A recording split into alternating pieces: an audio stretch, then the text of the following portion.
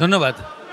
আমরা এখানে যা দেখতে পাচ্ছি সেটা হলো যে একের পর এক কিন্তু আপনার অভিযোগকারী আসছেন এবং অভিযোগকারীরা বিভিন্ন প্রতিষ্ঠানের বিরুদ্ধে ৩২টি প্রতিষ্ঠানের বিরুদ্ধে তারা অভিযোগ করছেন এবং এই অভিযোগে দেখা যাচ্ছে যে তারা ব্যাংক থেকে টাকা পাবেন, সে ব্যাংকের টাকাও তাদেরকে দেওয়া হয় না। ব্যাংক থেকে তাদেরকে বিভিন্ন সময় বিভিন্ন কথা বলে কাটিয়ে দেওয়ার চেষ্টা করা হয়। এক্ষেত্রে কিন্তু আমরা দেখতে পাচ্ছি যে দুদকের পক্ষ থেকে কিন্তু তাদেরকে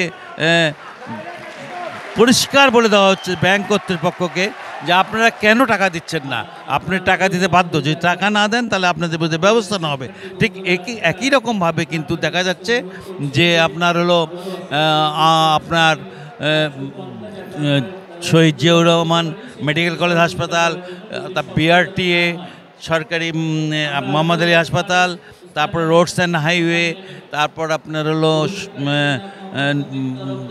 হলো পানি উন্নয়ন বোর্ড, এই সব জায়গাতেই কিন্তু দুর্নীতি আছে এবং এই দুর্নীতির ব্যাপারে কিন্তু যখনই আপনার কেউ কোনো প্রশ্ন করছে তখনই কিন্তু তারা পাশ কাটিয়ে যাওয়ার চেষ্টা করছে এবং তারা কিন্তু বলতেছে যে আপনার হলো যে আমরা এটা করলে ওটা করলাম, ওটা করলে ওটা করলাম, অর্থাৎ তাদের ভিতরের যে আসল যে আপনার দুর্নীতির যে ব্যাপারটা, সেই দুর্নীতির ব্যাপারটাকে তারা কিন্তু যেভাবেই হোক পাশ কাটিয়ে যাওয়ার চেষ্টা করছে। এবং সেক্ষেত্রে আবার দেখা যাচ্ছে যে দুর্নীতি দমন কমিশনের যে এখানে সহকারী আছেন যিনি এই সঞ্চালক, তিনি কিন্তু আবার ভুলটা ধরে দেওয়ার চেষ্টা করছেন এবং বলছেন যে আপনাকে এটা করতেই হবে, আপনাকে 2 দিনের মধ্যে করতে হবে, 7 দিনের মধ্যে করতে হবে।